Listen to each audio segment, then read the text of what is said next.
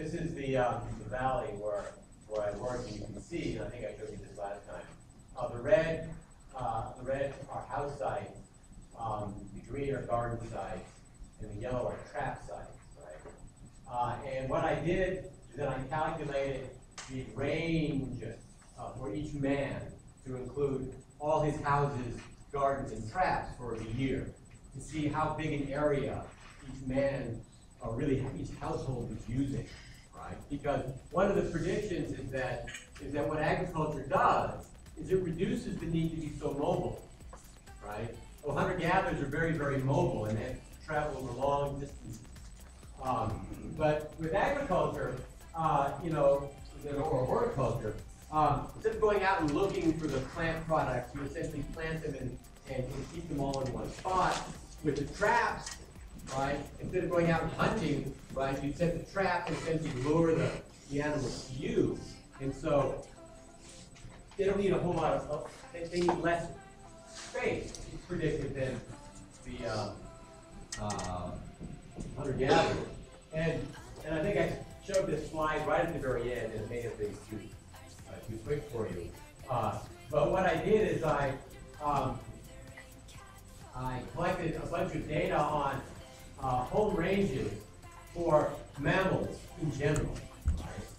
And so these dots here are 171 mammal species, right? And they vary by body mass, log body mass, right? 0 would be 1 kilo, 10 kilos, 100 kilos, 1,000 kilos, right? Going this way, right? This is log home range, 1 kilometer, 10 kilometers, 100 kilometers, 1,000 kilometers, 10,000 kilometers, right? So this is log, right? You understand log, right? And then plot it out. And this is for 171 mammals.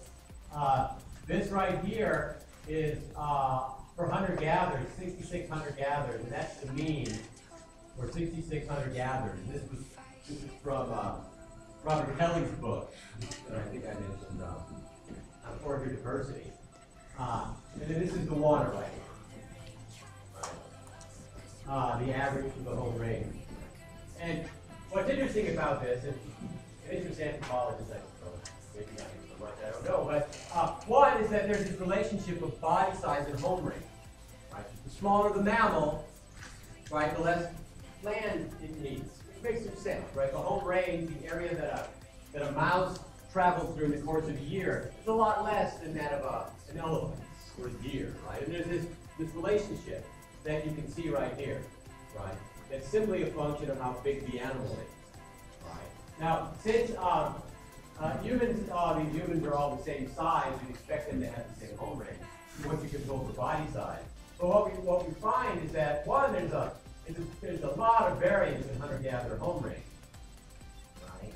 And that, in fact, the home range, the mean home range for hunter-gatherers is significantly greater than what you'd expect given the body size of your average person. Right? So you don't have the regression line would fit right there somewhere. The mean's a little bit higher, right? But people tend to travel widely as hunter-gatherers. What this point shows, this is Tijuana, the mean home range size was only slightly larger than 1 square kilometer. Right? So the range that a man used during the course of a year for his garden, for his plant products, for his houses, and for his traps was about 1 square kilometer. Right? Now he may have traveled, there was some social traveling in this time, but what this, and so that's significantly below the line.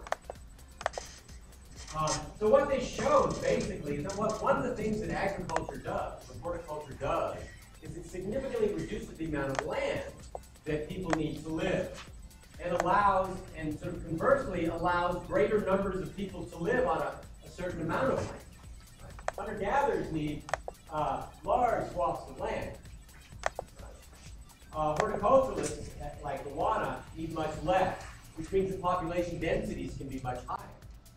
If you remember, what's happening is that with agriculture, you have compressed interbirth intervals and higher reproductive rates because of weaning food. And so it's very handy that they need less land because you need somewhere to put the boat. Anyway, so I just wanted to present there for you. Any one of the issues that comes up in the history of humanity, of course, is population pressure. Our population